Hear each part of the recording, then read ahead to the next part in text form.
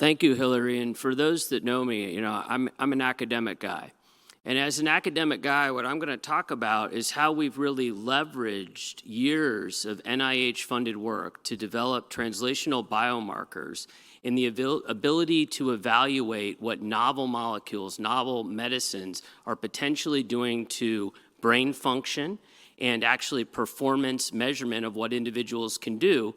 And to do that, we need to partner with individuals. So Spinogenics is our partner here with a novel drug mechanism, and this is a single-dose challenge study. So we've been conducting single-dose challenge studies supported by the NIH, supported by all the advocacy work that's funded the NIH Centers program to develop these tools, and now we're able to step beyond what we've done academically to probe new mechanisms of treatment and what we would call a fast-fail trial design.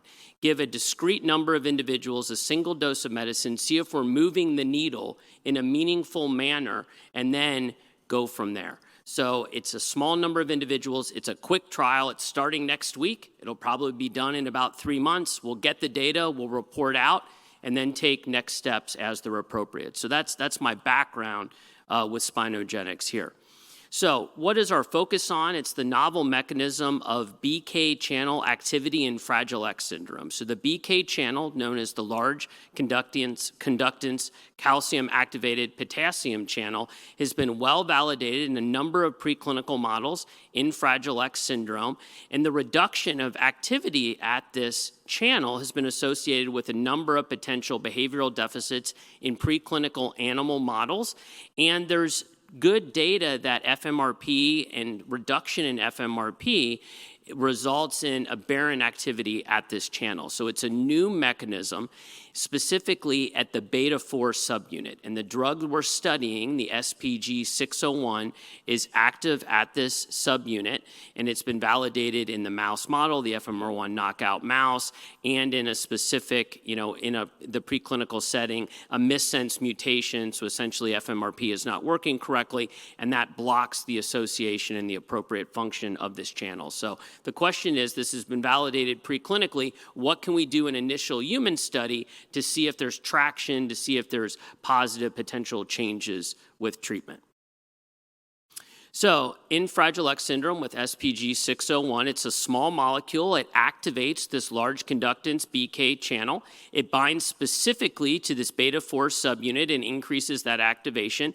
It's brain penetrant and orally bioavailable. It has what's called a Tmax, or it reaches maximum levels in your plasma in about an hour. Why is that important? Because we're doing a single dose challenge study where we look at electrophysiology, brain electrical activity with EEG pre and post treatment, and we can do that following when the drug is maximally in the system. Some drugs don't get through your system for hours and hours, and those are not amenable to a single dose same day design, but this one is rapidly activating.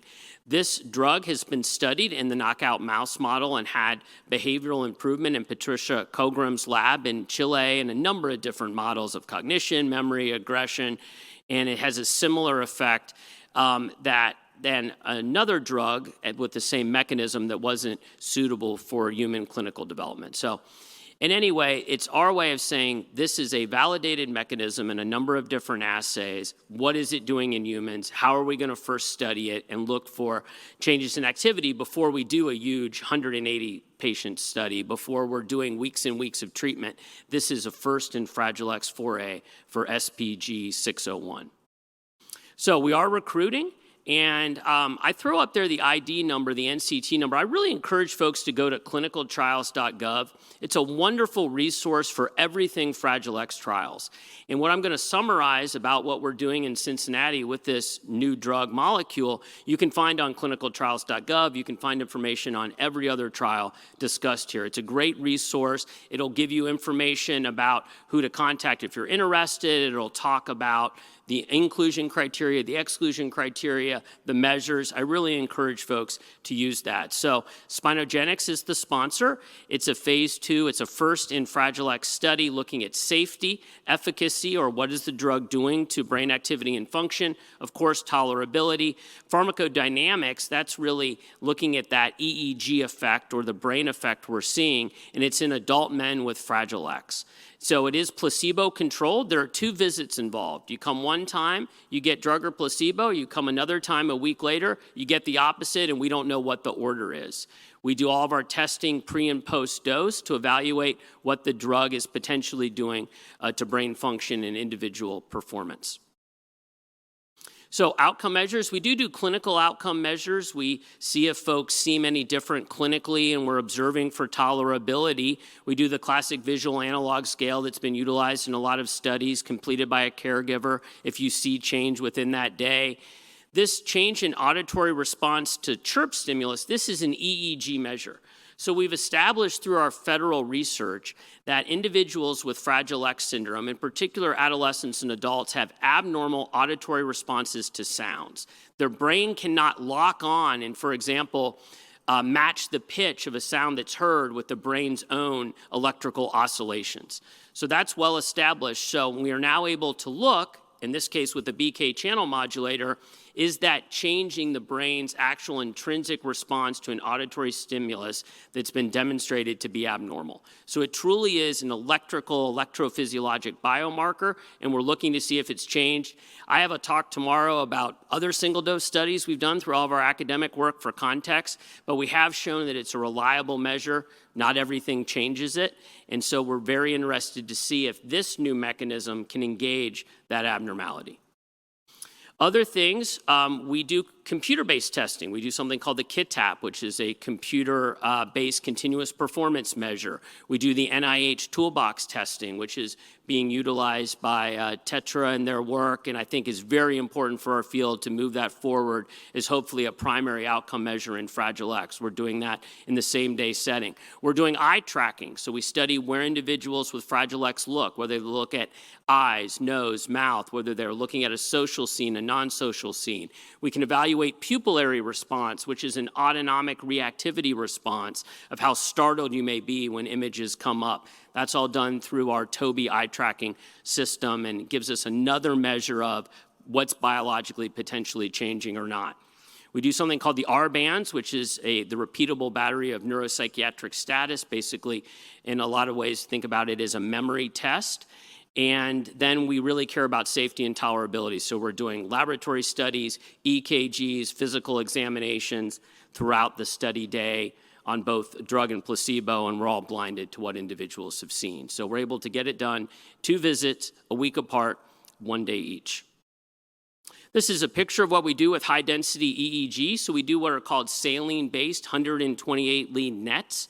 The EEG, the paradigms, both resting when someone's sitting there, often watching a silent movie, or when they're listening to the sounds via speakers. The entire time is probably about 10 to 15 minutes for each EEG session. That's a picture of the NIH toolbox, computer-based testing there. It's been very well validated, and Dr. Hessel's really spearheaded this at UC Davis to bring it forth as a real quantitative measure of performance. We're doing that throughout the study, and I think that's extremely important as a field to continue to move forward. Inclusion criteria, 18 to 45-year-old men, and this is a first study. So we're starting with this, and hopefully, based upon the signals and what's determined, we move into other populations. Fragile X has to be confirmed. They have to have a caregiver. They have to be medically healthy and not have significant other medical conditions. They can be taking some other medications, but they need to be stable, have stable dosing. Can't have uncontrolled seizures, which is pretty normal for trials, or other impairments that can't be corrected with hearing or vision. If you have an EKG abnormality, if you have other concerns that make it potentially medically unsafe to receive this investigational drug, then we would exclude. The final point I would say is this medicine's been studied in multiple sclerosis in over 240 individuals total, in both single dosing and chronic dosing. The single 800 milligram dose that we're utilizing showed some trends toward potential clinical improvement, but the drug overall failed in multiple sclerosis work. So I think the safety profile in adults has been well established. We don't know what clinical effect it may have in Fragile X, but we're doing this in an expedient way to get some answers and then move forward from there. So in summary, it's single-dose, double-blind, placebo-controlled, 2-visit study looking at this SPG601. It's a large conductance potassium channel modulator in 18 to 45-year-old men with Fragile X. It's focused on these quantitative measures of EEG, brain electrical activity, and also eye tracking, cognitive testing, and other performance-based measures. And we hope to get it done quickly and get the information back to the community. And I think this sort of fast-fail, single-dose trial, small number of people, highly quantitative, enables that. So we expect to get this enrolled hopefully in a few months, get the information back to all the stakeholders, and go from there. So I appreciate your time and our ability to kind of take what we've learned academically and bring it in with this novel molecule. Thank you.